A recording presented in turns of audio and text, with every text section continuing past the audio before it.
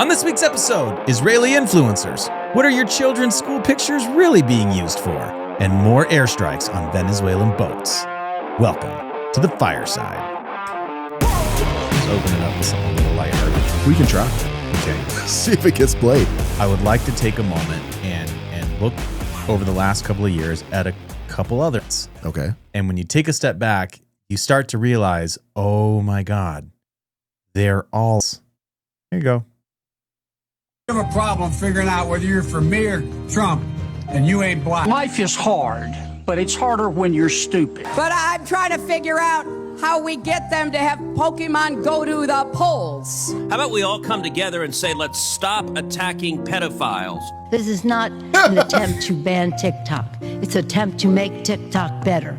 Tic-tac-toe, a winner. Mr. Chu, does TikTok access the home Wi-Fi network? Only if the user turns on the Wi-Fi. America is a nation that can be defined in a single word. I was going to foot. Have you ever been a member of the Chinese Communist Party? Senator, I'm Singaporean. No. Best rapper alive. Tupac. Can I take cocaine with my spouse? No, sir. No, sir. The people of India are going crazy that President Obama was constantly chewing gum. And then on top of that, That's got to be took it AI. out of his mouth, That's AI. put it back. You I can't don't know. do I've never it. heard It's this one. disgusting. That is AI. That's what I got for you, dude. That Trump one. That's what I got. That Trump one man. was that. I promise that Trump one was not real. That was To AI be fair, generated. I've never seen it. However, So the one with Joe Biden is absolutely real. That's a quote from. If you don't vote for me, you're not black. Is a direct That is a quote, real quote. from Joe Biden. Yes. And all the other nobody accused our politicians of being super cool. Tic tac toe. Oh, wait. What are you talking I about? came across that video. I was like, oh my God. It's after I sent you guys the compilation of Bush Jr. when he was like talking about something over in the Middle East. And then he goes, now watch this drive. That's the great. I was like, oh, that's one of the most oh my God. Have they, Sir, we're trying to talk about a war. I don't want to watch your drive. Have we been for decades and I just haven't been paying attention? This is my opinion. Oh no. And only my opinion. I have not seen any intelligence quotient tests, but I'm going to go out on a limb and say that no, we are not hiring the look at those people. Are you a member of the Chinese Communist Party? Senator, I'm Singaporean. No. Asked him if the TikTok app connects to the home Wi-Fi. Do you understand? I understand how it works. Well, yeah, that's the problem. Is when these people are sitting up there creating My heart breaks. They're creating our laws and trying to fix our country and make America great again. Just realize that they don't actually know what they're talking about. For a lot of subjects, but I guarantee you, everything they say will get played on YouTube because they're experts. Yeah. Trust the experts. Let me quote Donald Trump. They don't know what the fuck they're doing. That's a real Trump quote. That's a real Trump quote in reference to our friends in Israel over in the other side of the world. So, which brings me to my story. Oh, yeah. Okay. So I ran across this post on X from Drop Site News, and it was about former Secretary of State Hillary Clinton, wife to Bill Clinton. We all know right? who Hillary is. She was at some people again. A lot of people are saying they don't know. A lot of people say they don't know Hillary. But she was at she made the original comment at another place. I can't remember what it was, but she backed it up at this Doha forum where a lot of people had a lot of world leaders on stage. They had Tucker Carlson interviewing the Emir of Qatar and like all these things going on. But Hillary Clinton, she was there.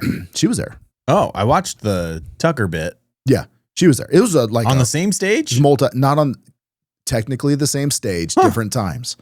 I don't think they're allowed to be in the same room at the same time. It's a big club. But Hillary Clinton claimed, amongst a lot of other things, that she's worried about young people getting incomplete information about the war in Gaza on social media. They're getting incomplete information on the conflict. Her argument is that most people are getting their news from social media, and it's not complete, quote, incomplete information, right?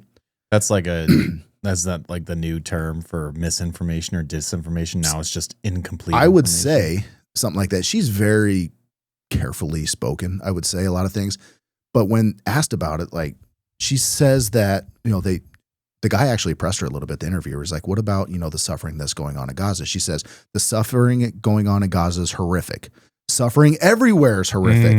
The suffering in Africa, the suffering in Ukraine, like, I hate it all. I'm paraphrasing there, but you get the gist.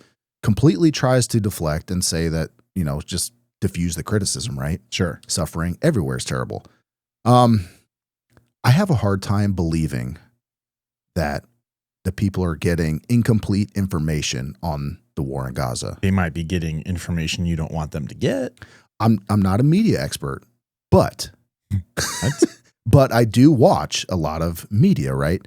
And what I do see is that there is a lot of Israeli influence in the media, right?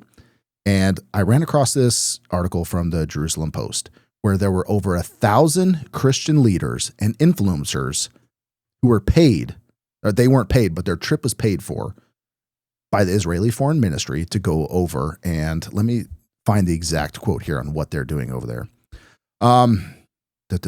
So this is the first time in history that the Israeli government strategically partnered with a group like this. According to the organizers of the Friends of Zion Ambassador Summit, the week-long program includes meeting with Israeli officials, survivors, hostages, families, and community leaders with the aim of equipping participants to return home as more effective advocates for Israel at a time of rising anti-Semitism and intense campus activism across the U.S.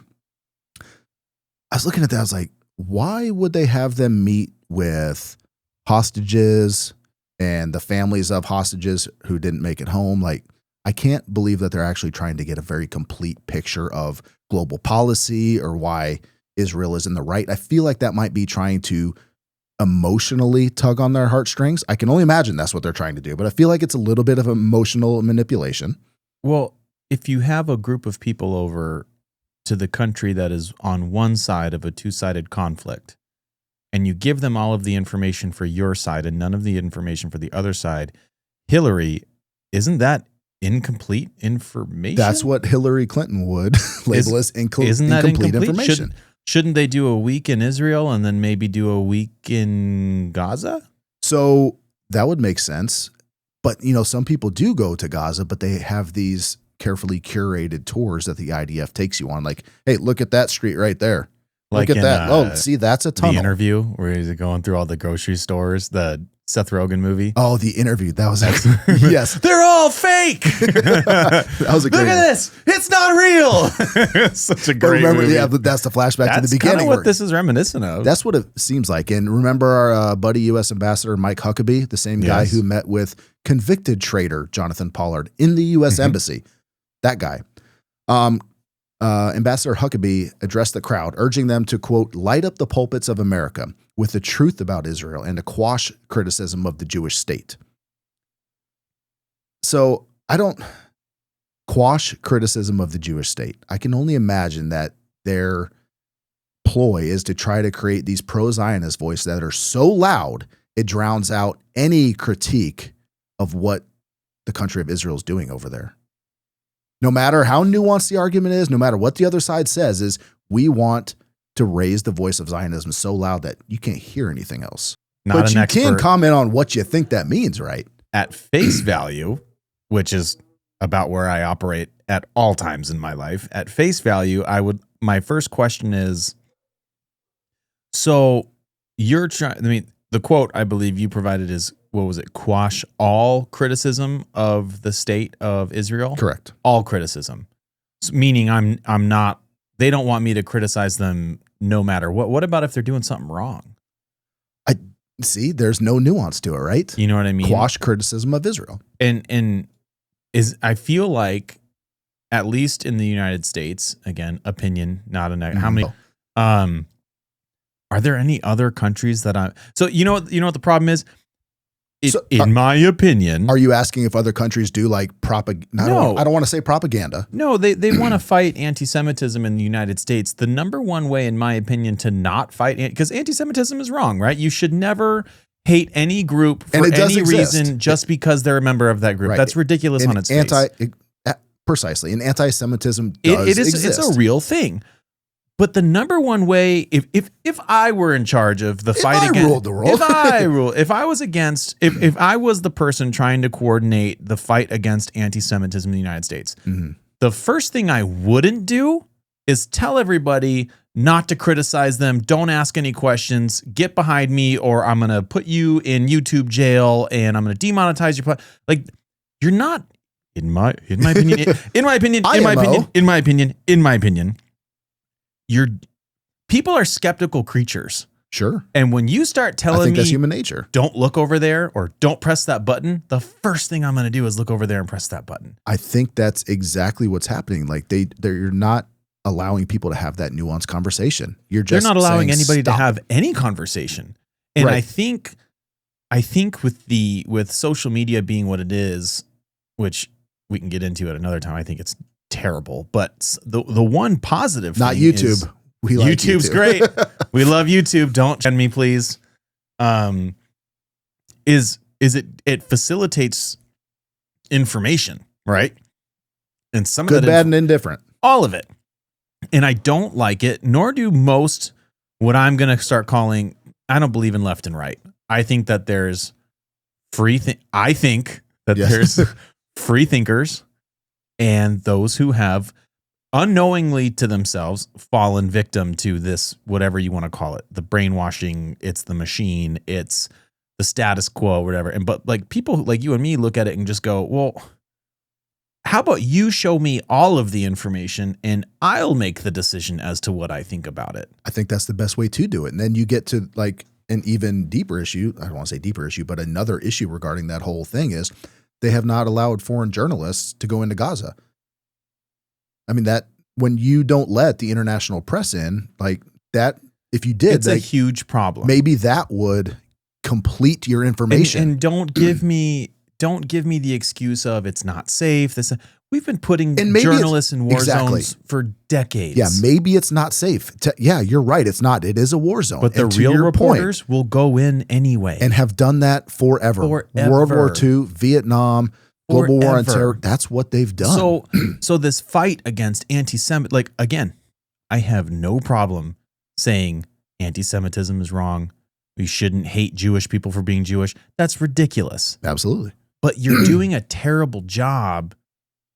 You're not helping in your your cause. execution of the plan here, because everything you're doing is making you look more suspicious. Yeah, you have these talking points that don't allow for a deeper conversation. You don't allow for any criticism, and then that really, just like you said, it makes people turn away from you.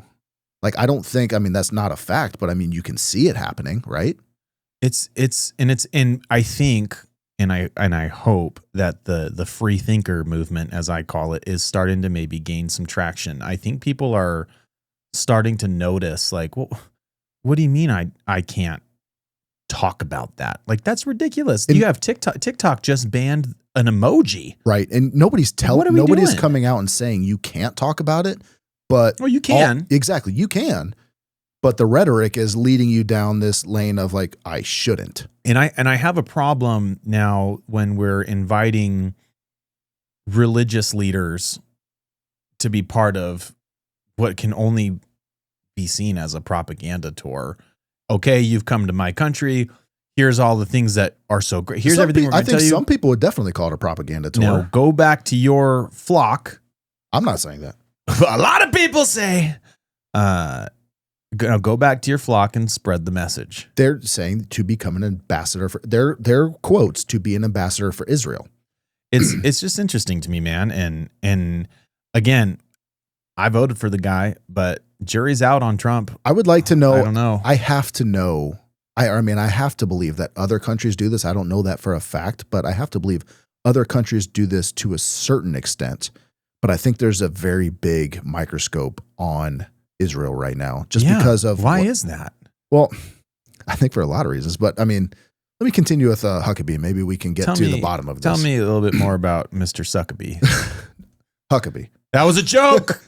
No jokes allowed. I feel like I'm walking on eggshells today. We are. So he went on to say that this was in response to people calling it a genocide, what's going on there. I mean, there are several international groups that have called it a genocide, but it's hotly debated. But he says this in reference to it being called a genocide. He said they could have ended their campaign. Specifically, it says Hamas could have ended the campaign on October 8th if they simply would have returned the hostages. And Dropsite News pointed out that since the ceasefire has happened, we have a ceasefire now, right? And they returned all the hostages. All hostages have been returned. 366 Palestinian casualties since the ceasefire. Even though, according to Mike Huckabee, the war could have ended the very next day if the hostages would have been returned. I'm seeing there's one hostage. It's one dead hostage that they're trying to recover. Oh, it's a lot of those, according to I think it was the Gaza Health Ministry, says that they were buried under rubble. They're trying to retrieve them all. Oh. But all living hostages were returned immediately. Okay. So, but you said how many have, what's the death count since the ceasefire? According to Dropsite is 366.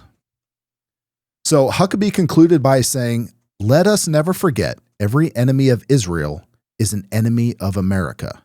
You see, and it's just rhetoric like that makes regular people like you and me go, wait, hold up, what? And like, that is a fairly broad statement, number one, but like number two, maybe we should ask ourselves why that's the case, and does it have to be the case? I want to read you some quotes here.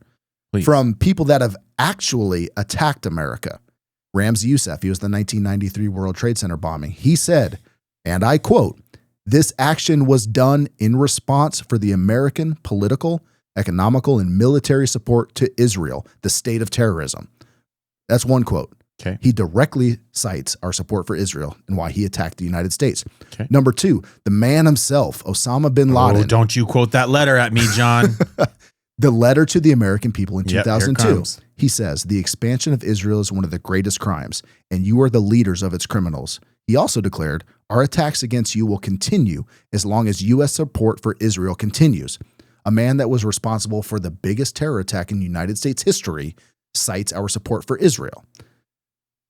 I'm just, most recently, following Trump's Trump just moved the U.S. Embassy in Israel from Tel Aviv to Jerusalem. Okay. And Khalid Batarfi, he's in Al-Qaeda of the Arabian Peninsula, AQAP.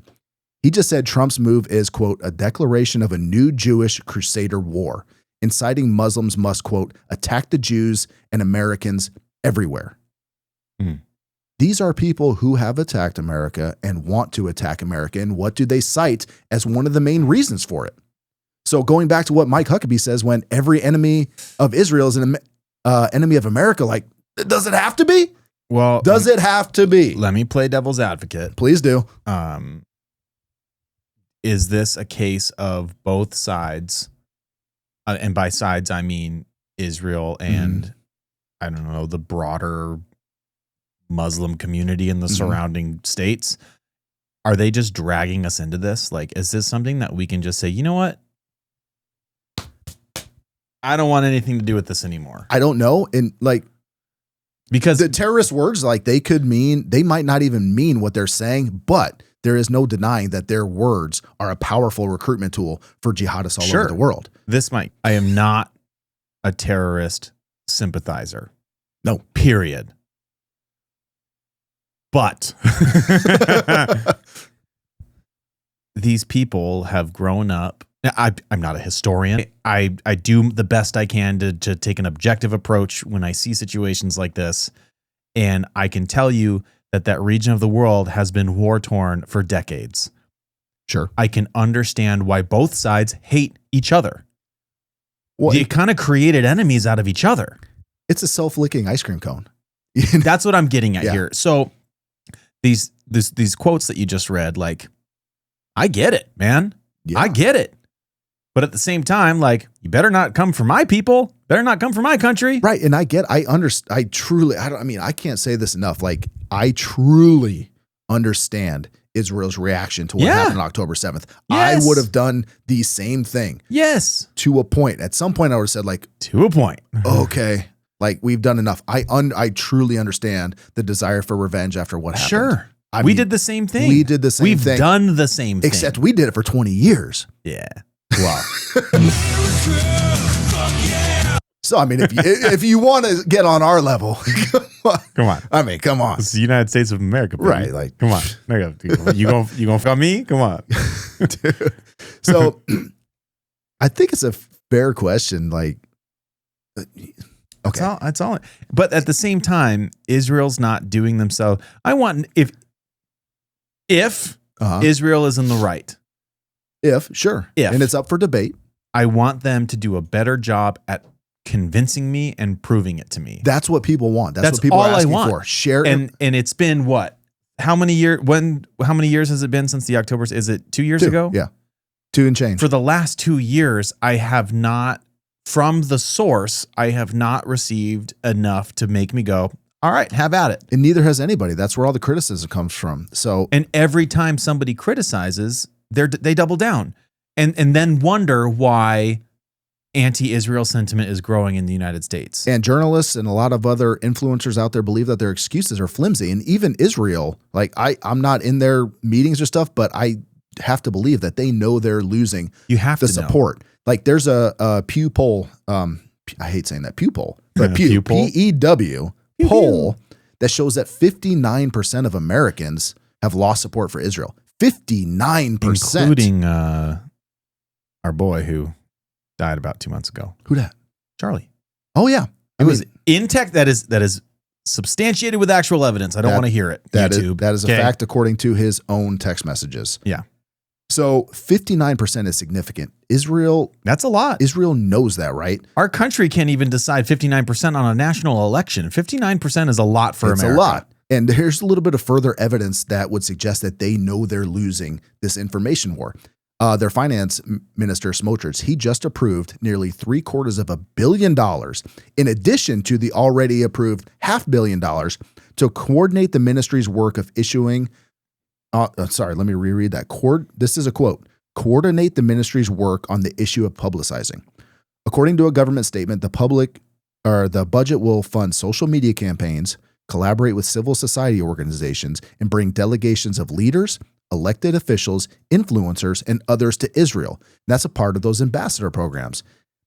And another one of those places that they're spending a lot of that money is with Google. So again, this is according to Dropside. I've read a ton of their articles lately. Israel has spent $45 million on Google and YouTube ads targeting Americans. They're specifically trying to get their message out through targeting Americans through paid advertising. So you really have to ask yourself, Hillary Clinton, like, are they not getting the whole picture? Or are they just getting more of the picture than you're actually comfortable showing? I'm sure it's more of a multifaceted issue than this, but just let the press in. There's a huge start, let right? the free marketplace of ideas decide, open up the borders, let the cameras in, and let the people decide. Because if it's and I hate it, but it's a trope that PD uses when they pull people over. Well, if you got nothing to hide, let me search the vehicle. I would never, even if I got nothing to hide. That's a fair point. You're not searching my car. It's my right. Yeah. It's even if I have nothing to hide, which I never do. Yeah. I'm a law-abiding citizen. I'm still not going to let you search my car unless you get a warrant. That's fair. But that's on principle. You know what I mean? Like, because I know you're not allowed to do that, so I'm going to make you work for it. So is Israel standing on principle? And I'm going to be like, all right, PD, why don't you go get your warrant, big boy? Like, I'm going to have a little fun with it. Well, is Israel saying, hey, you can't let the reporters in. You can't make us. Well, but I would say, to just like you were saying, if you want to shed, sunshine is the best disinfectant, right? If you want to show the world that there's nothing to see here, let them see. And I hate to, and again, because I don't like that card and I hate to play that card, but we've reached the point where if you're truly doing nothing wrong and you are so concerned that you're losing all this support, let us look. Okay. Yeah.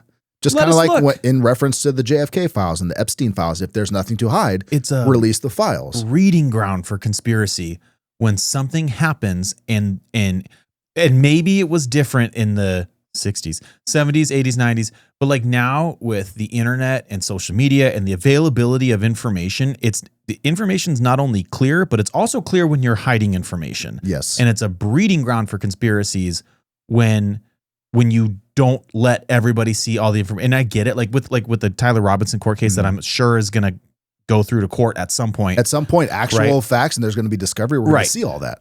And I get it, like they're not telling the public like all of the information. It's a penny. I get all of that. Yeah. But we've reached the point with technology in society where if you don't give us all of the information, we're going to fill the gaps in.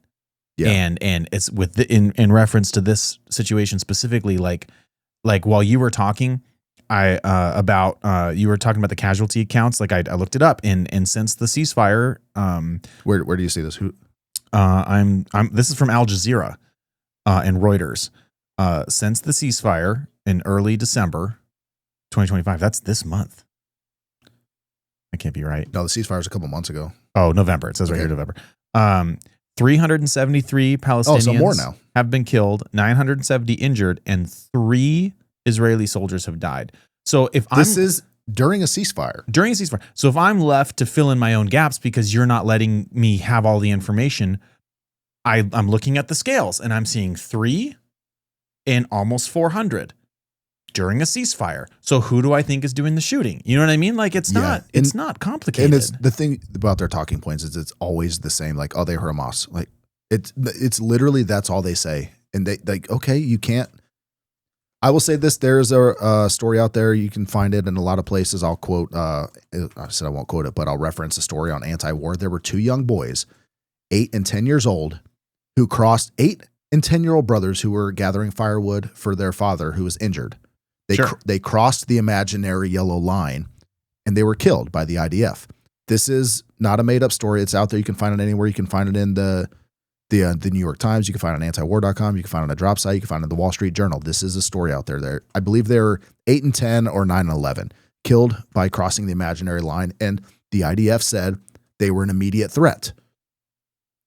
Well, I can tell you this. So I'm trying to find out, of the 373 people killed since the ceasefire began, how many were fighters and how many were civilians. And I'm not seeing that. But what I can tell you is since all of this started on October 7th, 2 years ago, 83% of the casualties have been civilian. This was according to an IDF internal numbers. So if you go to if you take that math, 373 times 83%, 373 times 83%.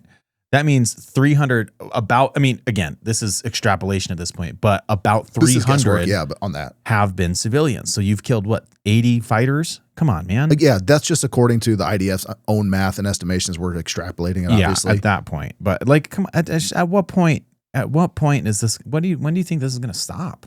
I don't know. It's sad, man. Yeah.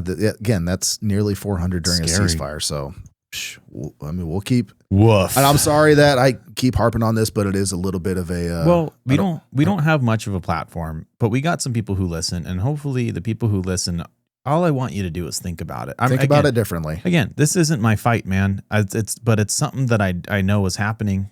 Yeah, and I'm gonna talk about it until they tell me not to talk about it anymore. They're telling us not to talk. Let us come. I'm gonna come. Okay, we're gonna come. I'm gonna come. All right. Well, that was fun. That was uplifting. It's totally uplifting. You want to hear something? You know, it's good for the soul. It's good for the soul because getting this information out there is important for the world. It is. We're doing a service to the world. The truth will set you free, my friend. Right. That's all we are here in search for the truth. You want to hear something scary though, dude? What do you got? It's time. So let me throw another disclaimer out there. This is a conspiracy theory I came across on the internet. I have some basic information. I don't endorse this theory. Yes. Disclaimer. John, you got kids? I do have children. I know that just for context. Kids go to school? They do. Picture day once a year. Oh yeah, a couple times a year actually. Makeups, all that. Couple times a year. Get makeups, yeah. So, I'm trying to do this in my appropriate framing here. You just go, and I'll try to reel you in. Okay. So I came across a new conspiracy I hadn't heard of before. Where did you find this? On Instagram, the source of all true information. Instagram conspiracy. Sarcasm, YouTube. This should be genuine. Sarcasm. Well, it's maybe a little bit founded. So let's start at the beginning. Your kids go to public school, and apparently multiple times a year. My kid doesn't go to public school yet. Picture day. Yeah. I remember picture day. Absolutely. Did you have picture day? Absolutely. Put on your little Sunday best. You go. I know exactly where you're going with this. I know what you're talking about. Take a picture for the yearbook. Yeah. You know who does like most of them. I want to say, I'm going to get this wrong. It's somewhere in my research. I want to say around 60% of the photos taken at school are done by one company in the United States. Okay. And that company is called LifeTouch. LifeTouch. I remember LifeTouch. They did my pictures from back in the day. No shit. Yeah. Really? Not kidding. That's I wild. remember LifeTouch. Okay. I shouldn't say that. Let me say that I remember seeing LifeTouch folders for a very long time.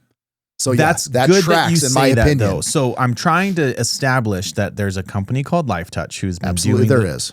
So of the other around 40% of school pictures taken in the United States, there's like 4 or 5 different companies. But so what I'm trying to say is LifeTouch does the majority share of school photos in the United States. According to this theory. Yes. Okay. Well, and actually, I mean, I don't have the source in front of me, but like I did research this and that is true. I do have a chart somewhere. I didn't know that we had to get all nerdy with it. This is according to sources off. Anyway, I'll have more sources next show. But like this is I did research this for what it's worth. They do take about 60% of the photos. Okay.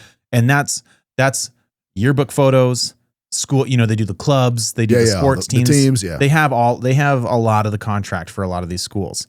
In 2018, LifeTouch was purchased by Shutterfly. Shutterfly. Okay, I know Shutterfly. Okay, Shutterfly's that website. Who even uses Shutterfly anymore? What is that? Shutterfly was something used from like. Don't you send in your things and they print them out, the pictures, and they send them to you? Yeah, that was a thing from like a decade ago. That's if not thing. longer. So, well, they're still around. In 2018. Interesting. In 2019, Shutterfly was acquired by Apollo Global Management. Why does that company sound familiar? That's the question. That sounds really familiar for some reason. I shouldn't know. Well, Apollo Global Management is owned. Lendell Global.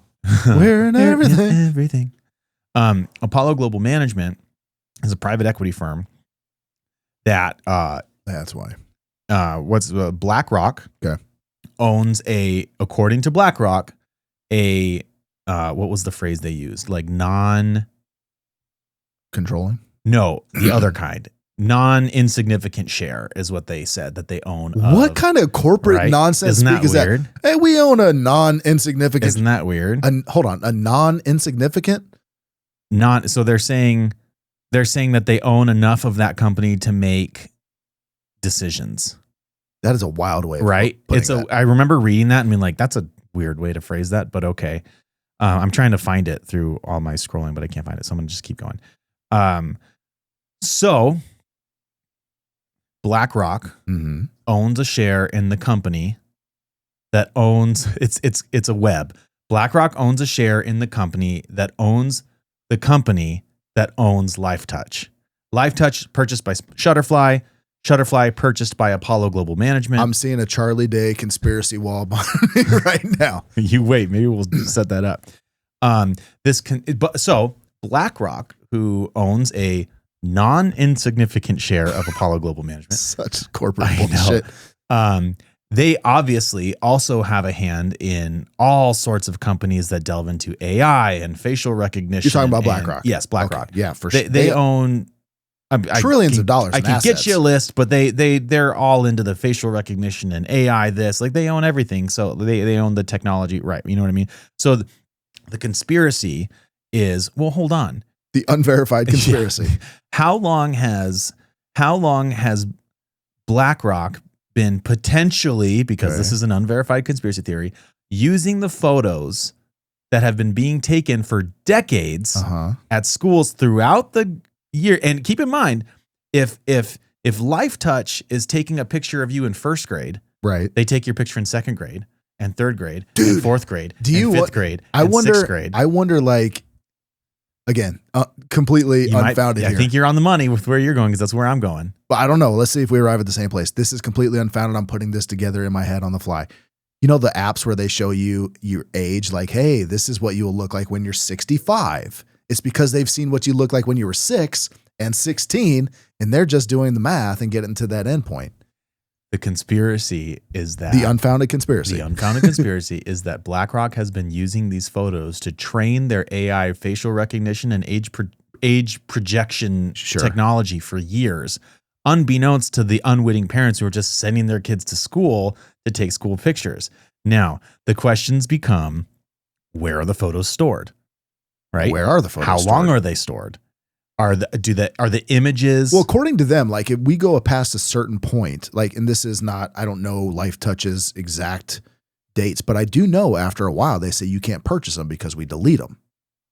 I don't know. According to the letters they send home with kids, like, I don't know. If you want to purchase these, you can't because they're gone. Are the images stored with the names of the kids, or is it just is it picture 61897, or is this little Jane Smith from whatever elementary school in second grade? I wonder, like, because on its face, that seems highly illegal to do. That is a massive breach, I would think. I'm not an expert in that stuff. I'm not a lawyer, but do they have us tick like a little box, just like every other company does? Like, hey, acknowledge our disclaimer, and it's in there that we're allowed to store your face. Right. I don't know that to be true because I've not read the disclaimer. Next time the kids bring home photos for them, you should look at it. I should. But like it begs the obvious questions, right? Like if facial recognition or AI models become more valuable, you have this massive archive of labeled pictures of children through the years to train your AI model on, potentially. That's interesting. What happens if private equity firms sell or merge the assets with other companies? Like, does that data get moved somewhere else? Well, it's kind of like who owns that? Like the Chinese company that bought, was it that all the ancestral data? There was a Chinese company that bought, I don't want to say, you know what I'm saying? Where you send in your blood and it tells you if you're from the UK or if you're from China or Germany. Like Ancestry.com. No, it's not. It's one of those places. It's you spit in the tube or something. Yeah, it's one of those. Yeah. It's one of those which you ancestry should sites. never do. But a lot of people do it. Millions of people do it. And they have your DNA now. Well, and then it was sold to I don't remember the names of the companies, but this did happen. One of those companies was sold to a Chinese company. Now you're out there in China, because most of those companies that are of any significance in China, you have to, like, there's a certain threshold you meet. But if you become like a significant company inside of China, you are pretty much have partial ownership and controlling interest from the Chinese Communist Party. That's not a conspiracy. That's just how China operates. How it goes. So yeah, that's out there. To your point, like when they start selling this, now who has my data? So I guess I agreed to give it to you, right? But now you have it. Look, and I'm not saying LifeTouch needs to be shut down. Blah, blah, blah. I'm just saying, like, are there clear? I love my LifeTouch photos. Are for my there kids. clear data retention policies that the parents get? Do the parents get to approve automatic storage? Are they disclosing the fact that, hey, we're using it? Like, I'm not even saying that they are using it, but like, again, you have to go from this company to this company to this company, but like, it's not inconceivable. Where do the files get stored? When are they deleted? Who audits your company privately to make sure that your data is being managed safely? I mean, these are photos of kids. Sure. You know what I mean? And if LifeTouch has been around forever, and just because the whatever global management company just acquired them, that doesn't mean, like, so if Apollo bought them in 2019, how many years of data did they already have? 40? I'm telling you, LifeTouch has been around for a minute. And again, I cannot stress enough, it's not just a picture of your kid in kindergarten. It's kindergarten, first grade, second grade. And now we have, at the end of it, in a perfect world, you got 18 years of facial progression. Not to mention, if your kid's in club sports or school clubs or whatever, they're probably in other photos too. Sometimes action shots doing something like. Yeah, that's interesting. Isn't that crazy? Now, again, total conspiracy. Completely unfounded conspiracy, but it's out there. I'm not saying LifeTouch is running some underground facial recognition bunker, but if one private equity firm controls millions of labeled photos of minors and nobody really knows where they're stored, how long they're stored, or who can access them, the question becomes, what's happening now? Disclaimer. What could happen later? And the answer is, I don't know. And we should probably talk about it or tell parents about it. It's an interesting thought experiment. Isn't that crazy? It's an interesting thought experiment. Speaking of AI, let's lighten it up a little bit. I mean, that was fairly light. Conspiracy theories are unfounded and probably untrue, but it's fun. Speaking of AI, dude, I almost spat my coffee when I saw this. It might be the funniest AI video I have ever seen. You already know. Hold on. This is AI. This is AI. Not real. It says right there. It's a Sora right there. Made me laugh though. People put these videos up all the time and people get crazy rage baited into doing stuff. And all the time. There's this Sora thing. It's right there. It says it right there. Yeah. I have a dream. You died, dude. A 6 milli lip pilly. That is why AI was invented. It was funny as fuck. For meme videos of Martin Luther King Jr. I was like, no, dude. No. How good is AI at making that? It's scary. Because that wasn't like, because when you can see these modern videos that look like, wait, that looks a little plastic. Like it even added a 1960s filter to that. I think that's amazing. Obviously, it's not going to be played on I might have deleted it. I have a dream. I don't think it'll be played on the show, obviously. But a while back, dude. A while back, I was on that. So that's the Sora app. I haven't been on it in a while, but it's owned by OpenAI. Mm-hmm. And it's basically like TikTok, but all of it is AI videos. And like you can upload your own likeness to it. I played it on the show once. Our guy Jason, my boy Jason, who listens to the show, I was like, dude, check out this video. And it was him with a machine gun yelling at Starbucks employees for his name. It was hilarious. So you can upload your own likeness, your own voice. And I'm telling you, like, you don't know what he sounds like, but I do, as I talk to him all the time.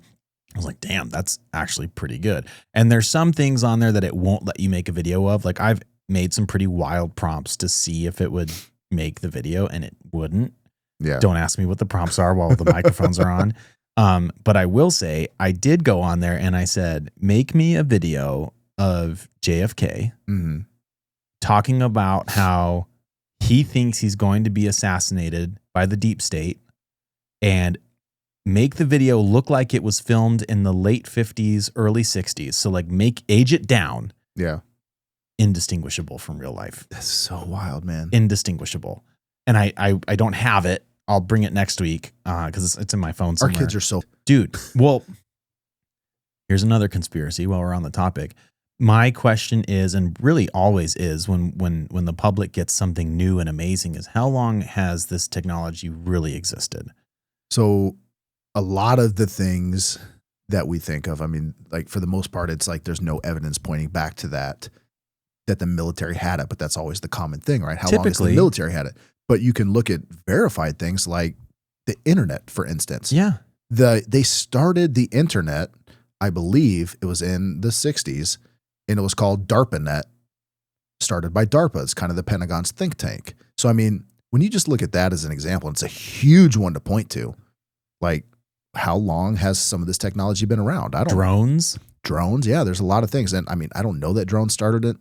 They could have just been started by DJI for all I know. Well, I was working retail in 2013-ish, and that's kind of 2012, 2013, and we got like these drones for our Christmas stuff. And now that was the first time I'd ever seen it. Yeah. Like, you can own this now. Yeah. And so I guarantee you it was before 2012 that they had, I mean, shit, we've had Predator drones forever. The technology exists to sit at a desk and control something in the sky.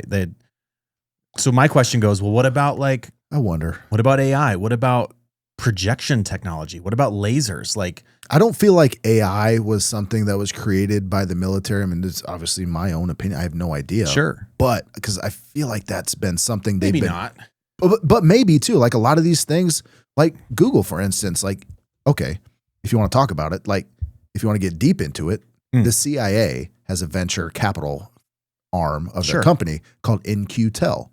Their whole job, their whole mission is to go out and find tech startup companies that are going to make their mission easier and better, right? Protecting America, so to speak.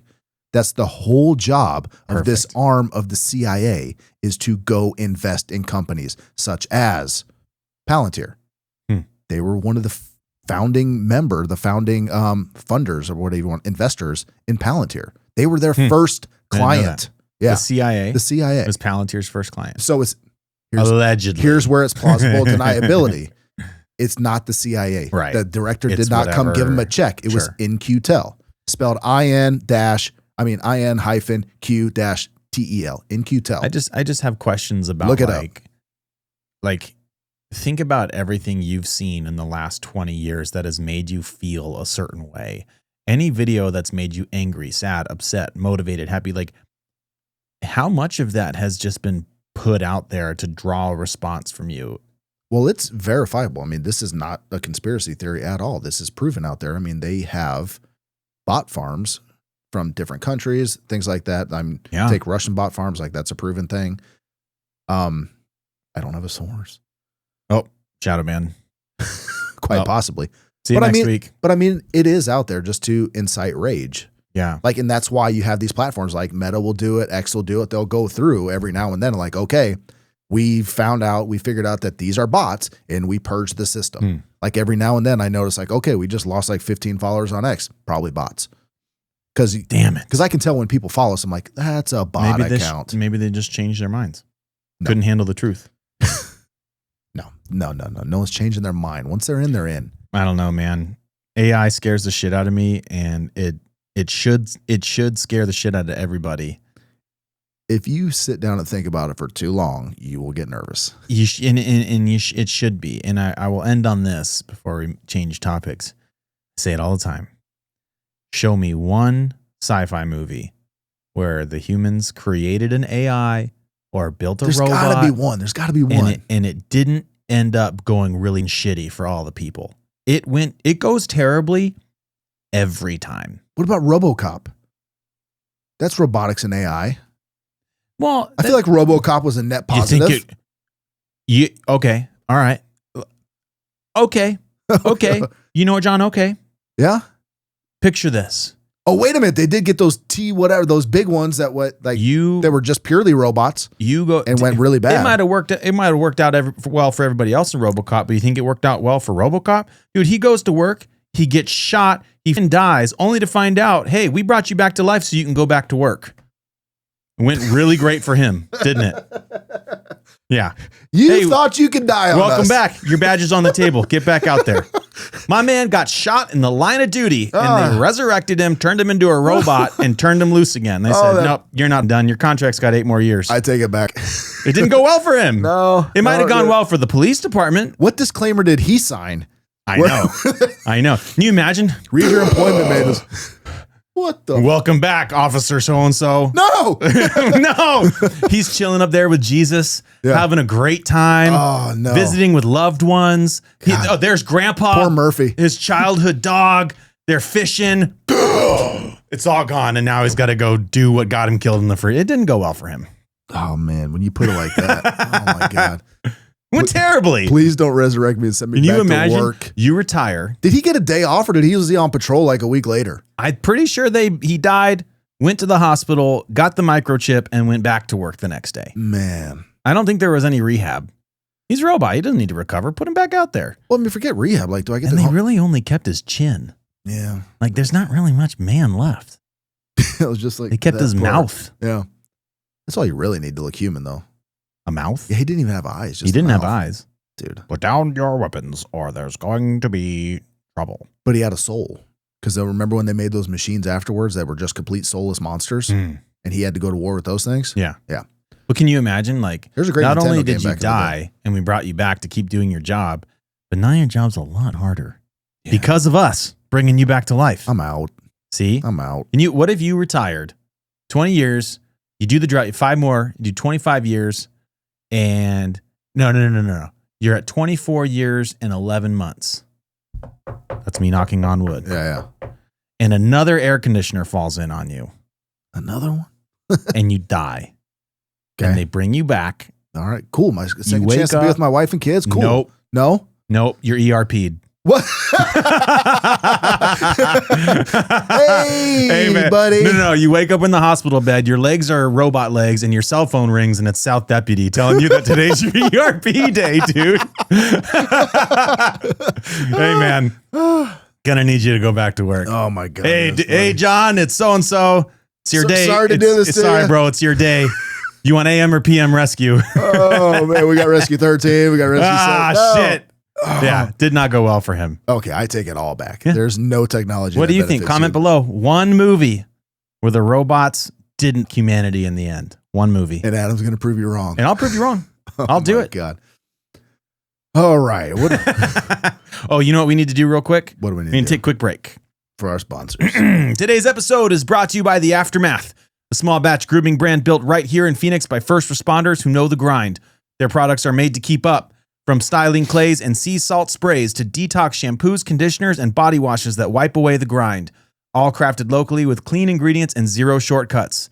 Check out theaftermath.co. That's theaftermath.co and use code FIRESIDE for 20% off. The Aftermath, built for the grind. Get you some. 20% off, code FIRESIDE. Go check them out. I wish I could tell you how well it works, but I'm not blessed with hair. I am evidence enough that it's amazing. Look, take a look at Adam's ginger locks. Whoa, hard R. Careful there. Ginger. That's our word. Can't do that. Ginger. Thank you. Okay. All right.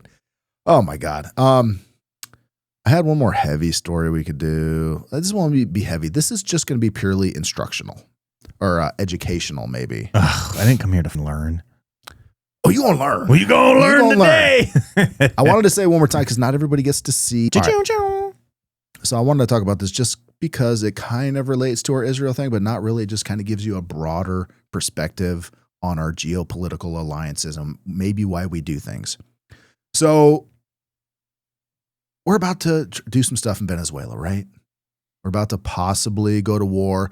Don't want to call it a regime change because the administration is not calling it a regime change. Gotta push the button. Push the button. So we need a justification for going to war, maybe not war, maybe regime change, not regime change type stuff. We need a justification for it, correct? You can't just go in there and do stuff. I mean, you can, but you have to sell it. We can. Well, I mean, yeah. Because you have to at least have a thinly veiled reason for why you're doing it. And ever since 2020, we have called Nicolas Maduro, the head of Venezuela, a narco terrorist. Right? Yes. He's the head of, apparently he's accused of being a head of Tren de Aragua and the Cartel of the Suns. He's the head of two cartels? Do the cartels fight each other? I don't know. I wish I had those answers. I need you to be more well-versed in the geopolitical strategy of gangs in South America. I'll get on it. Thank you. But according to the U.S. Treasury Department, he is the head of a drug trafficking network, Cartel of the Suns. Right? And he's the president of Venezuela? And the president of Venezuela. That just, you know what? That just stinks to high heaven. That's just, we can't have that. Wait a minute. We can't have. Hold on. We can't have a lawfully elected president of a foreign country being the head of a drug trafficking network. It's bad form. It's bad, right? So we have recently, Donald Trump has designated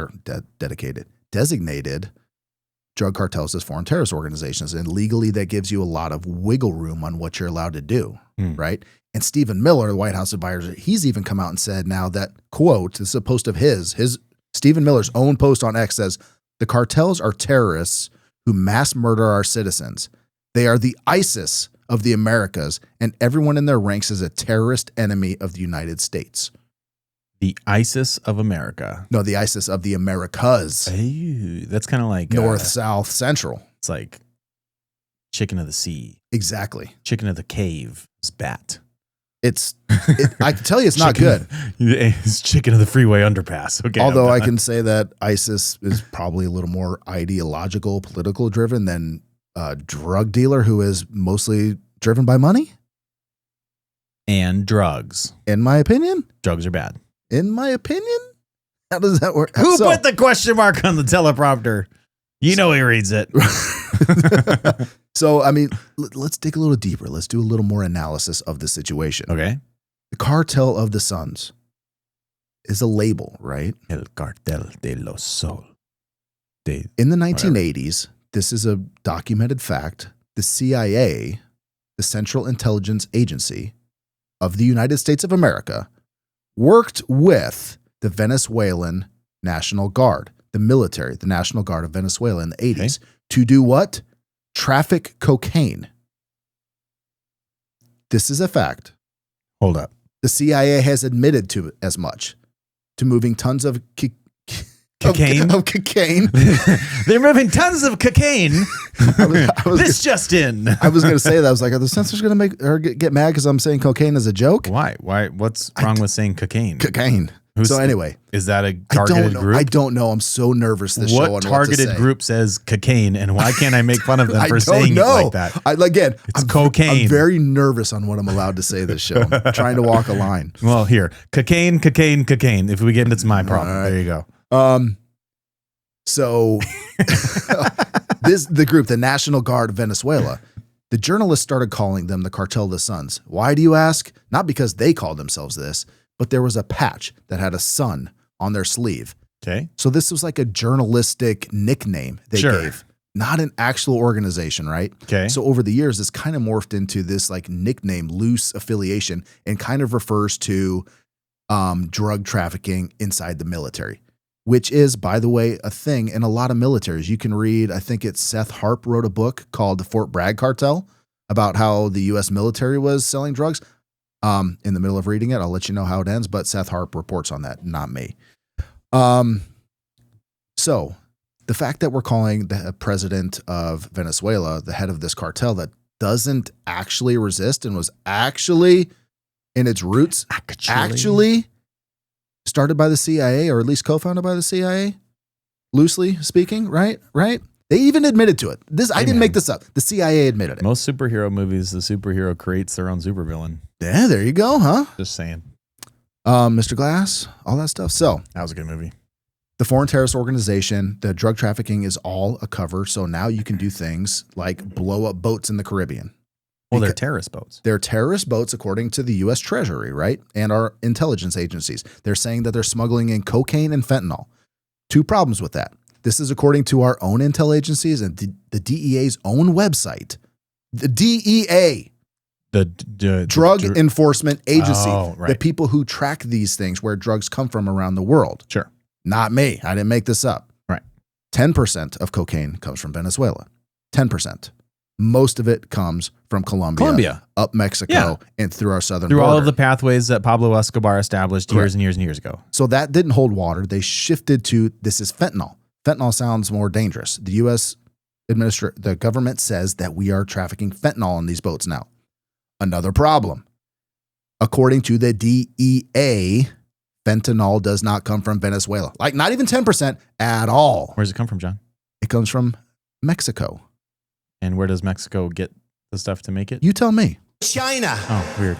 Precursors from China, and it comes to our southern border, according to the DEA. Yeah, everybody knows that. So there's the justification, right? They're flooding our street with drugs, even though, according to their own data, the government's own data, this is most likely not the case. I thought there might be a different angle that you could explore this from. Well, that was my question. So then why bother? Maybe there is an alliance that needs to be formed. Okay. Maybe. I could be wrong. So Venezuela, I think in 2009, cut off diplomatic ties with Israel. All right. Okay. Again, that was a long time ago. So maybe not the case. But now we have this lady who is kind of the preferred replacement for Maduro, Machado. And her party has signed a formal agreement with the Likud party of Benjamin Netanyahu for full cooperation. Again, I'm trying to phrase this the right way. You're trying to not say shmajim change. Right. So Maria Corina Machado, her political party's Vente Venezuela, they have a documented formal cooperation agreement with the Likud party. It was signed in 2020, right? 2020, right around the same time that we said Maduro was the head of Cartel of the Suns. 2020. That's right around that same timeline. Machado stated that if she is elected, that she will immediately restore diplomatic ties and move the Venezuelan embassy to Jerusalem. Immediately. It's not kind of a subtle difference there. This is a big strategic reversal. And if you take it a step further on things that Maduro has said in the recent past about what's going on in Israel and Gaza, in October of 2024, Maduro said, Netanyahu is a, quote, monster created by the European Union and the U.S. empire. And he added that not even Hitler dared to do what the monster Netanyahu is doing now. That's one of his quotes. You're going to pay with your country for that one. Maybe. He's repeatedly described Israel's actions in Gaza as, quote, genocide and a war of extermination. I'm sorry. I was like, whoa. Yeah. Like, hey, we need to look at this a little more. A war of extermination. That's Maduro's words. And then in June of 2025, Maduro said that, quote, Netanyahu is the Hitler of the 21st century. Again, he said that, not me. He said it. I didn't say not it. me. And he called on the Jews of the world to stop Netanyahu's war madness. So these are, and we're going to go take his and country also from him. we do not sell, or Venezuela does not sell oil to Israel at all. At all. And they Bet you said, they do after we're and done they with them, said, dude. well, according to Machado, they will, because she's Yep. going to restore full diplomatic ties. Yep. So I just kind of thought that was a little interesting when you look at the official reasons given by the administration versus a couple underlying issues. Like, it's weird. It's worth looking at. Things that make you go, Yeah. I promise I'm going to get better on phrasing these things. It's funny trying to walk a line. Oh, I thought you were going to say I something. thought you were was about like, to say something. "Oh, there was more. So yeah, 10% of the cocaine does not come from where the they cocaine. say. The cocaine does not come from Venezuela, according to the DEA. Fentanyl doesn't come from Venezuela, according to the DEA. Did you see the press conference the other day where someone asked Trump about allegations of people clinging onto the boat after it had been blown up, being shot? Dude, that's a whole thing. Yeah, I don't know anything about it. I saw the question and the response. I don't remember the response. And I don't know what the evidence is for people were still alive after the explosion and then somebody rolled up and shot him. I don't know any of that. So getting to the bottom of this whole thing, it's hard to, again, according to these new guidelines that we have to dance around, it's hard to even speculate on what happened, what didn't happen, and the timeline, because their stories don't match up. So it's hard to even say something. Pete Hegseth initially said, like, there's a lot of legal debate on whether the strikes are legal or not. Yeah. Neither here nor there. What if they're not legal? If they've already happened, what then? Well, you can't bring the people back to life unless you RoboCop them. Well, which get back to trafficking. We have the technology. So then you get into, oh my God, robo drug traffickers. Oh my God. Narcobots. That's terrifying. They're like, I can't. We'll get, okay, keep going. I was going to, oh man. So we won't even touch on whether they're legal or not. We don't know. We're not lawyers, and like that will play out. But then you get into the, well, no, to answer your question, then you talk about that would be a war crime. It really would be you can't just according to like bomb boats. Yeah, man. the Geneva Convention. You can't. Well, not even. Can't just do that. Yeah, you can't blow up people in international waters. Like it's not even like this was in United States waters. So, but then like nobody enforces, like according to the International Criminal Justice Court, like all these things they've said Israel's committed war crimes. No one's doing anything. But who enforces it? Well, and I looked up as to like, well, if Netanyahu's won for all these war crimes, like why don't they just go get him? But the trick is he only goes to countries that like either don't say that they're war crimes or don't like assist the international courts in arresting people on war crimes. Yeah, so that's why he comes. I mean, in the main player, like factually or however you want to think about it, the United States is the one that says what happens and what doesn't. It just is. Objectively speaking, that's what happens. Anytime there's a resolution that comes up in the UN, we veto it if it goes against Israel. Yeah. Like we just do. I'm sorry. Like even on big things where China and Russia disagree with us, but when it comes to stuff with Israel, they just won't vote. It's just because they have permanent veto power. Russia does, China does, and we do in the UN, and they won't vote. They'll leave it alone because they just know how precious Israel is to us. Something tells me that stuff like this has been going on for a very long time. Of course, and now people are just starting to notice because just like you said earlier, access exactly. We're gonna this next 5-10 years are going to be very interesting. This kind of combats Hillary Clinton again. It's not that we're getting an incomplete picture. I think a lot of people are getting a more complete picture, and that worries everybody. And what's really going to change things too, because they're not quite trained up right now, but AI will reach the point where AI can flawlessly detect other AI. And so now soon people are going to be able to say, well, I saw this video on Fox News, but according to this program, that's not a real video. So why, you know what I mean? Like, we talked about Fox the other day played AI videos on their platform as real. They did correct it after they realized they were duped. But we're reaching the point now where videos are going to come out to elude a certain reaction from the citizens of the country. And we are going to be able to corroborate whether or not that's real or not. And then that causes, if it's not real, that causes a whole cascade of more questions and it doesn't even have to be from a foreign government. It could be just from a troll, somebody that makes a video that wants to get people riled up, because people do that all the time. There are trolls out there. All the time. Yeah, it doesn't have to be a Russian disinformation campaign. All the time. It could just be a dude in a basement. I saw a video of Candace Owens and Nick Fuentes doing some dance to the other day. Like, clearly that's obviously AI, but like, dude, everybody can make these videos. Everybody can make these videos. It's not the technology is in your it's in your phone now to make these videos. It's not hard. No. I did those ones over July of you, me, and Steve in turnouts. And surfing. that was in July. It's better now. It's better now. It's crazy how much. That was pretty good. Yeah. So, dude, I don't know. It's a wild world coming our way. Oh, it's gonna get crazier. Yeah, that's all I've got left except the rundown. A few little topics. The rundown. Man, whose voice is that on the rundown? He's got sexy voice, dude. You don't look another man in the eye and say that. You looked at me right in the eye right when you said dick. You remember that just now. You remember that? What's the movie with The Rock and Kevin Hart? Where The Rock was like a CIA agent. They went to high school together. What's the freaking name of that movie? I stopped watching Kevin Hart movies. This movie, not because I don't like. This movie was like 10 years ago. It's called Central Intelligence. Central Intelligence. So The Rock is like this jacked, but in high school he was super awkward, right? Yeah. And now he's like jacked. He's a CIA agent. He's but he doesn't quite know how to curse or talk or anything like that. And Kevin Hart says something, and Rock looks at him. He's like, "Man, that was sexy." And Kevin Hart's like, "You don't look another man in the eye and say that." You see, people are calling The Rock the Pebble now because of his run on his weight loss. Is that real, that weight loss? Yeah. Because I saw that, I'm like, man, that doesn't look real. Side by side right now. I've seen the side by sides. I don't know if it's real. I can't imagine The Rock just said, "I don't work out anymore." Maybe he got on that Ozempic train, dude. Why would he do that? He's shredded and jacked. You ever see someone who's like, "I don't want to get too big"? To be fair, there's only two. I'm seeing two pictures. Exactly. Maybe it's not real. I don't think it is. There's just no way. Like jacked. But every time he's skinny, it's in this blue shirt and there's a straight on pose and a looking off to the side pose. Maybe someone just caught him at a bad angle and they're trying to sell it as, look at all this weight that he lost. And he's super pissed about it. He's like, "Get that picture off the internet. I am not tiny." Is he? I don't know. That would be hilarious. I'm huge. There's one of Batista too. The wrestler Batista. He's supposedly all small now too. Dave Batista? Yeah, but I've seen multiple pictures of him looking skinny as hell.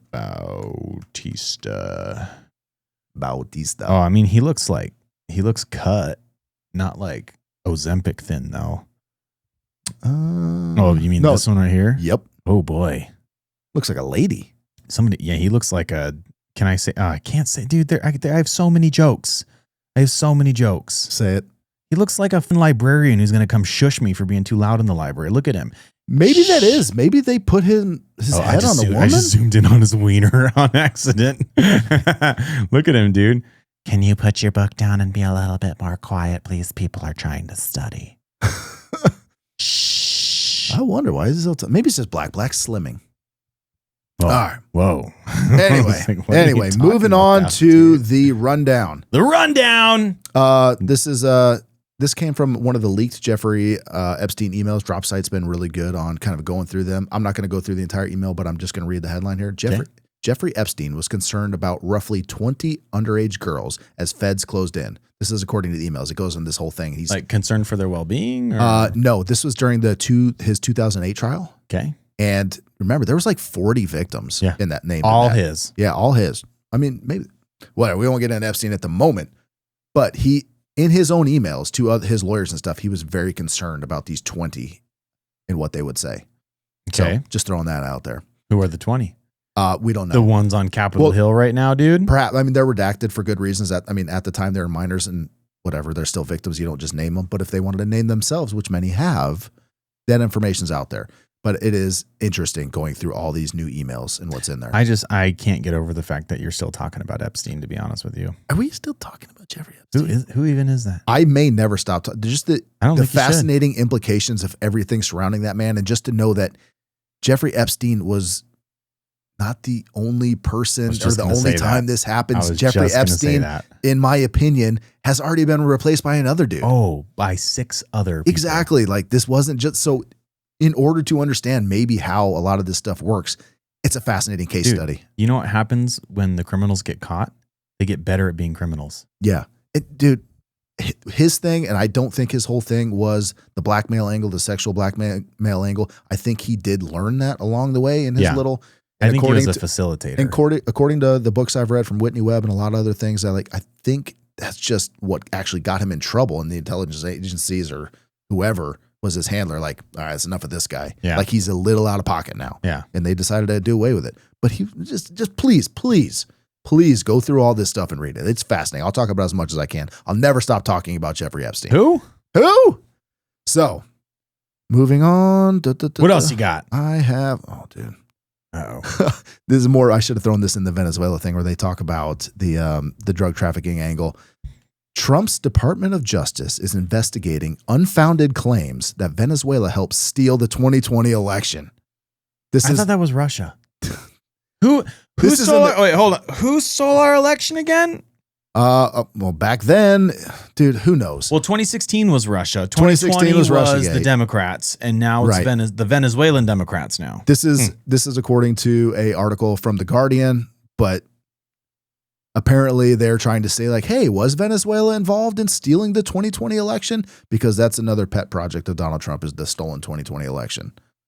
And maybe if you can prove that, maybe that justifies going after Maduro even more. Listen, man. But you're talking about the advanced intelligence and vast reaching networks of the Venezuelan intelligence community. Well, yeah. Come on. They're so advanced, dude. They use speedboats to bring drugs to my country. Exactly. Stuff where, according to a lot of people, you would have to make like 15 stops to refuel. And where you're doing that, that's really funny. Whatever. I never thought about the distance. It's insane. Huh. Like if you dig into it, it's insane. That's really funny. I never thought about that. I'm going to have to look into that. Yeah, Venezuela, like you look at it on a map, like, oh, that's close. Like, oh, wait, that's actually probably about 3,000 miles away. That's interesting. I almost started jumping into it now. Let's finish the show first. I was like, that's really interesting. I never thought about that. And you can't just carry fuel with you because then that adds weight and then that takes away from your fuel capacity in the first place. I want to know how far is it? What kind of boats were being shot down? How far can that particular boat? We see what they're They're like speedboats. How far can that boat go without refueling? Yeah. Like I have questions and I'm going to find some answers to that. If you want to look, there's an article on Drop Cite. It is by Ryan Grimm and Sagar Anjadi, who is the co-host of Breaking Points. They did a pretty fantastic breakdown of why this claim is kind of BS. They go into the boats and everything like that. It's a good article. It's on Drop Cite News if you want to get into it. But their latest thing is now like, hey, was the 2020 investigation stolen by Venezuela? Maybe. Read the article from The Guardian. Where do they say the drug boats land? In Florida? Yeah, well, that's the only place you can land. Yeah, it's Florida. I mean, I guess you can land in any of the Gulf states, but it is the closest by a long shot. Okay. Yeah. Holy shit. It's 1,300 miles? In the ocean. A fast speedboat is 30 to 40 miles an hour, could make it in 2 to 3 days, but it's risky over open ocean. An actual cargo ship would take 5 to 10 days. What? God, we're going to do this right now. What kind of boats is the USA shooting with missiles? We don't have to do this right now. That's fascinating. It's interesting. We talk about it a lot on the show. The numbers never lie. Just show me again. Look into data. I'm going to derail this for just 30 seconds. Derail. The conspiracy theory. Unfounded conspiracy theory. That Charlie Kirk was shot with a 30-06. Yeah. Like the math doesn't math. I've watched so many videos of guys out in the woods recreating the same shot from the same, with like anatomically correct bones and meat and muscle and like the dummies that they used to use on Mythbusters and stuff. Right. Blows the head off every time. Right. And I mean, obviously we are not freaking ballistics experts or freaking... But I have any expert like that. But when you see a lot of these people doing these videos, it just makes you think. Right. And just the math doesn't math. Data can be misleading, but it doesn't lie. So the boat thing is interesting as well. What do we got now? So remember we were talking about Paramount possibly buying. Dude, that's really interesting. That whole situation. So Paramount possibly buying Warner, but Netflix came in and swooped it. Yes. But Paramount is apparently making a hostile bid to overtake Paramount right now before the sale. And they're coming in with Saudi funds and Qatari funds through a company. I can't remember the name of the company, but it's the company that is owned by or partnered with Jared Kushner. Jared Kushner, the son-in-law of Donald Trump. Yeah, he's over good buddies with Larry Ellison, who wants to buy Warner Brothers. Larry Ellison, the largest private donor to the IDF in the world. Yeah. So you're saying that they're bidding against Netflix? Yes. They're trying to do a hostile That's takeover. crazy. Yeah. Because you know who's deeply involved in Netflix? Who's that? It's like the Netflix is like the the Obamas have a huge deal with Netflix. They do. They have a production deal with them, right? Big time. That's interesting. It's kind of like both sides of the political aisle are vying for your attention. Well, I've actually been following this story a lot because I think it's fascinating, because I've been reading things about how Warner Brothers and with the purchase of Warner Brothers comes a lot of these big name properties. CNN, superhero DC. movies and Batman, like all of these and news channels. And the implication that is, if a streaming service, and again, this is all theoretical, if a streaming service buys Warner Brothers, that's pretty much the slow death of the movie industry. They're like, why go to the movies? They mentioned that. So Netflix CEO came out and said, like, we're not buying them to do what Netflix does. Like, we're buying them to do what they do. Like, we are going to continue to make movies. Maybe. Whether they do or not, I don't know. But bigger than that is, like we were just kind of mentioning, is like, it's kind of like buying people's attention and messaging. Well, that's exactly that's what's right? Happening right now. In my opinion, the purchase of Warner Brothers is another move on the chessboard of how do we influence the population. That's what I think is happening. It's that's definitely the conspiratorial take. Like, yeah, again, unfounded. I mean, they could just be a bunch of rich people trying to get richer. Absolutely, but like, with as rich as the people who own Netflix or what, like, do you really need more? Like, there has to be another motivation. They just showed I can't remember, it was a picture. I wish I could find this, but it was like a picture of 6 people, like said the 6 of the like 6 richest people in the world, like 5 of them that were media moguls. You're talking Mark Zuckerberg, Elon Musk, Jeff Bezos, like, so it's a war for your mind, dude. Media. I've been saying for months on this show, dude, World War III is for attention. World War III is for your brain. In your opinion. In my opinion, YouTube. In your analysis of the situation. Look, I think you can say that in your analysis. That's what it is. I'm a straight shooter, man. I call them like I see them. And I see some major companies with major political influence from both sides, right? Because you've got the whole Paramount conglomerate is typically, they've got investors and people who are involved who are on the right side of the aisle. And you've got Netflix, which is typically more left-leaning. A lot of people have been boycotting Netflix lately because of the left-wing politics that are infiltrating the children's shows on the platform, and they're both vying for another huge piece of the entertainment industry. It's crazy. Yeah, and I mean, it could honestly all just be rich people want to be richer and more influential. Who knows? Listen, man, listen to the Fireside Show and turn off your phone after that. But in our analysis, last thing I got on the rundown was, do you remember several months back, we talked about Russian drones invading the airspace of Poland, and I think there's a couple other countries. Well, a Dutch magazine called Trouw, Trouw, analyzed 60 drone incidents throughout Europe and found, hardly any evidence of Russian involvement. So why would people come out and say in the news, they're reporting this all over the news. There was the New York Times, there's all the freaking major media outlets, CNN, they were all saying that there were Russian drone incursions into Poland. And I think maybe there was another Finland country. or Hungary, something like that. They were there. But why would you do that? Well, you answered my first question. In your analysis. My first question was, well, who said that? That was my first question. So mainstream media. Well, who planted it in the mainstream media's mind that this is what happened?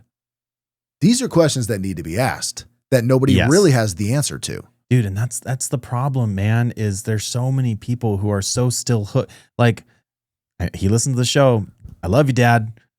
But like, that generation is, you got to stop watching most, if not all, the mainstream media is not the news anymore. My parents are MSNBC all day, every day. Dude, I go over to some family. I got family members who listen to the show. I got my wife's family members who listen to the show. Thanks for listening.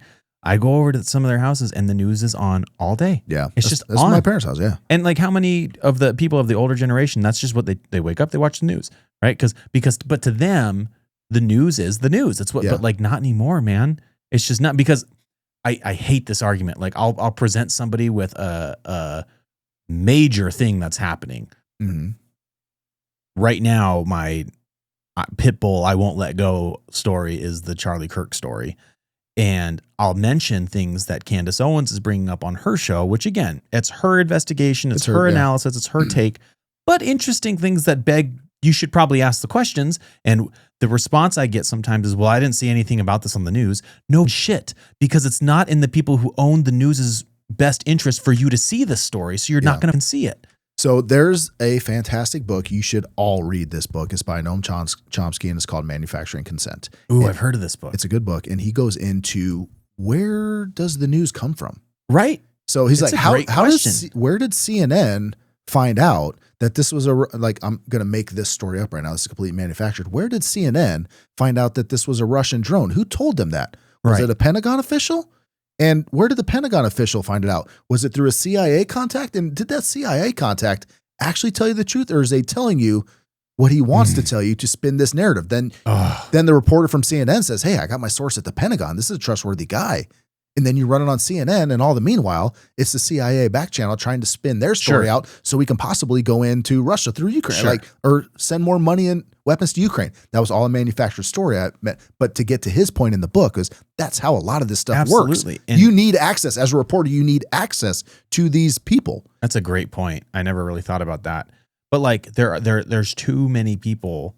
Again, we were talking about earlier in the show today. We were talking about people kind of waking up to the availability of information and how easy it is to fake information, or whatever Hillary said, get incomplete information. They're getting incomplete. You know, whatever. The mainstream, but they turn on the news and they go, well, I saw it on Fox News, so it's real, or I saw it on CNN, so it's real. It's like, dude, though that's not the news anymore. For all intents and purposes, when they first came out with all this, you know what they referred to TV as? They called it programming, dude. Oh, yeah, you're right. It was called programming. You're right. I forgot about that, yeah. Just like I said a couple weeks ago, they don't try and hide the ball from you. People who talk to the camera and try and convince you of something on social media, they're called influencers. For just a reason. Like TV is called programming. Yeah. You're being told what to think. Exactly. So stop. Or like, I'm not saying don't watch the news, but watch the news. And then when you get a story, you go, that's interesting. And they've made such a boogeyman over doing your own research that you're just a conspiracy theorist now, when all you're doing is, like you said, asking the important. I'm not asking questions. I'm asking the pertinent questions. Well, and ask the question. Like, it's okay. You should never be shamed for asking questions. It's not like there are some people who, quote, just ask questions, but they're trying to drive at a point. Yeah. And absolutely. Those are the Candace does it all the time. Yeah. I'm just asking you. No, you have a narrative. No, you're saying something. But as far as just asking questions, never stop. Dude, they've made such a boogeyman out of asking questions and doing your own research that we've fallen into this phase of credentialism. And it's, well, I'm not a scientist. So we talked about it before. I have to say it on this episode right now. I'm not an expert. Right. I have to say that. And even though I know this. If we don't, of course, dude, if we don't want YouTube to tank our show, we have to say, I'm not a geologist. I'm not a scientist. I don't work for NASA, but like that is the dumbest way to I'm not I don't an expert. I don't have to be an atmospheric expert to look up and say, the sky looks blue. I'm not a fucking idiot though. Exactly. You know what I mean? That's the craziest thing. Yeah, like you said, it's credentialism, expertism. I'm not an expert on diseases, but according to my analysis, if I am wearing a COVID mask and can smell your fart, I'm pretty sure that a particle smaller than the eye can see could than the fart probably get through the mask or around it or whatever. I'm pretty sure, not an expert, but I'm pretty sure COVID doesn't fly through the air until it hits the 6-foot mark and then drops like a stone. But maybe it does. Maybe it does. Maybe. Because we're not experts. I should be allowed to ask that question. Exactly. Without being shadow banned. Adam, you know what we are experts in? What? Firefighting. That's right. Fireside! Fuck yeah! Get some! Dude, what a transition.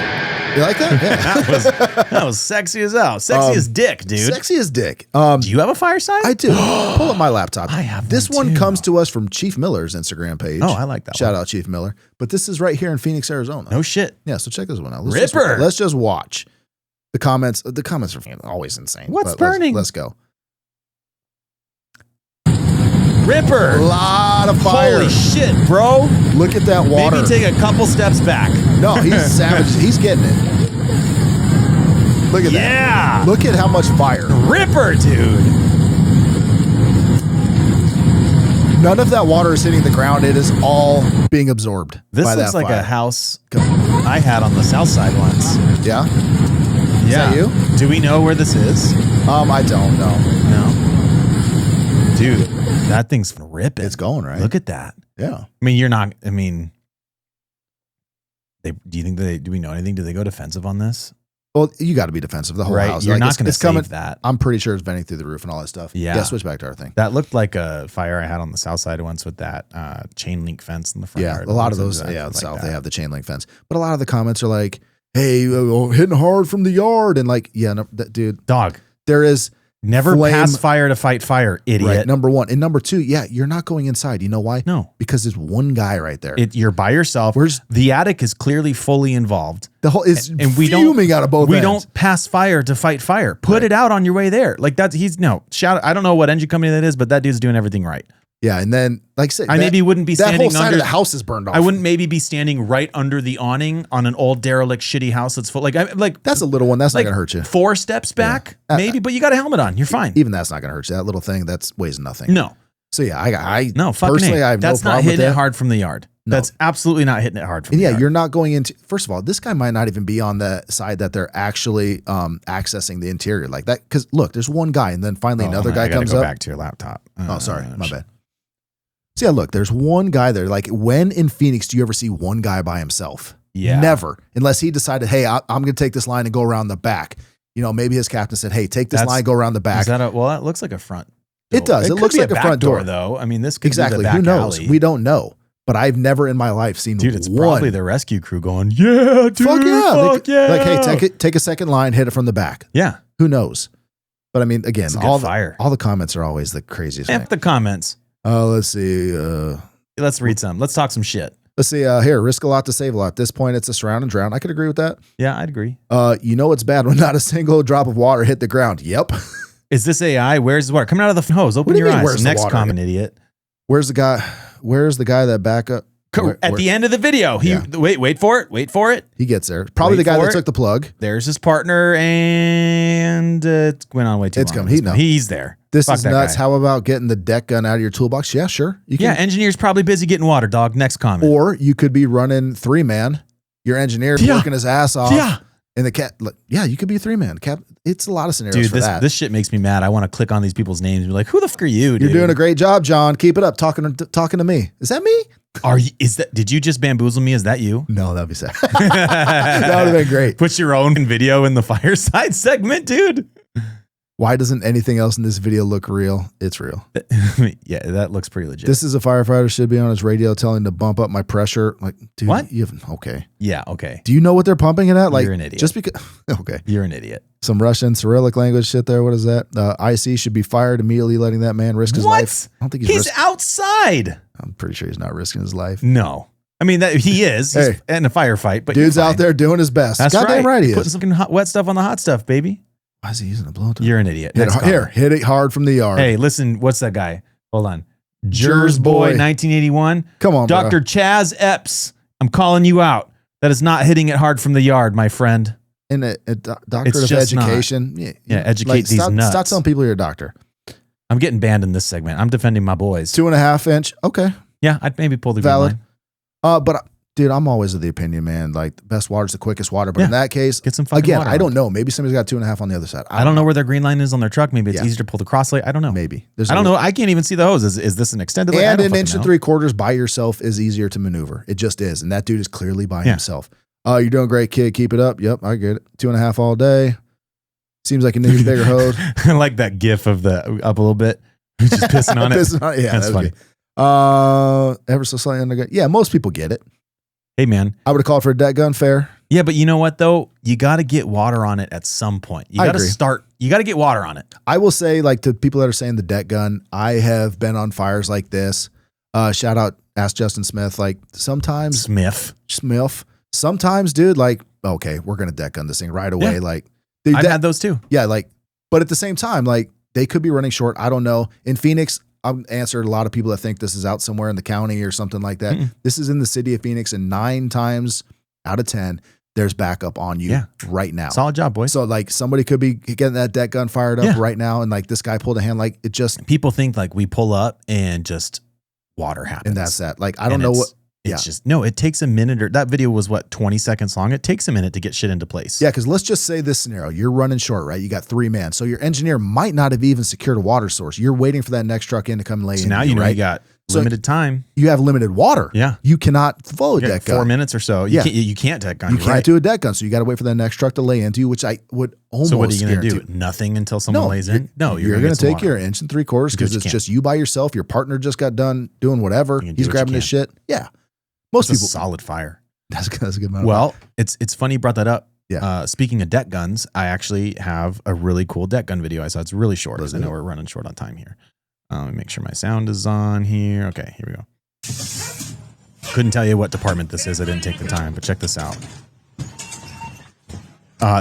This Dude, that actually, camera's legit. Yeah, I know. This did inspire me when I go in tomorrow, maybe do a little refresher on how the deck gun works. Yeah. You know, it's something we don't look at every shift. And so Johnny on the spot here, he's like, nope, won't turn that way. Got to turn this way. For what it's worth, it says in the comments here, like they're also pulling hand lines, right? Yeah. You don't. This isn't just your attack, right? But so this guy's looking like a 3rd story fire. Okay. Oh, I might have to mute it. I don't want to get us banned for the music. Kanye will ban us. Look at that, dude. Yeah. But what a great way to get some heavy water on it, cool the compartment before your guys get the line stretched inside. And that's like part of your coordinated attack. Guys yeah. Yeah. Absolutely. That's a good call. I mean, I like it. I do too. I like it. But that's a great example of how you can use your deck gun while you're also stretching canvas to get some water on it. Absolutely.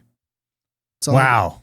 That's all I got, man. Wow. Hey, listen, everybody, there's some things we have to do to clean up our show to where it actually gets visible on YouTube. If you want us to have like better, more free-flowing content, share this stuff. Subscribe, ring the bell. We are confirmed. This is confirmed that we are being shadow banned. We're being shadow banned for, I don't know. I don't want to get a shadow ban for telling people why it's we're not. Shadow banned. It's not a conspiracy theory. It's confirmed. It's fact. And we've got guidance on what we need to do to clean up the show to make it a little more advertiser friendly, so to speak. So, but if you want more unfiltered comment, share this. That way we can get more listeners, more followers, and we can actually be a little more free. And we can get back to business. Go check out the Aftermath, baby. Code Fireside, 20% off. That's a wrap. Fireside, fuck yeah, get some.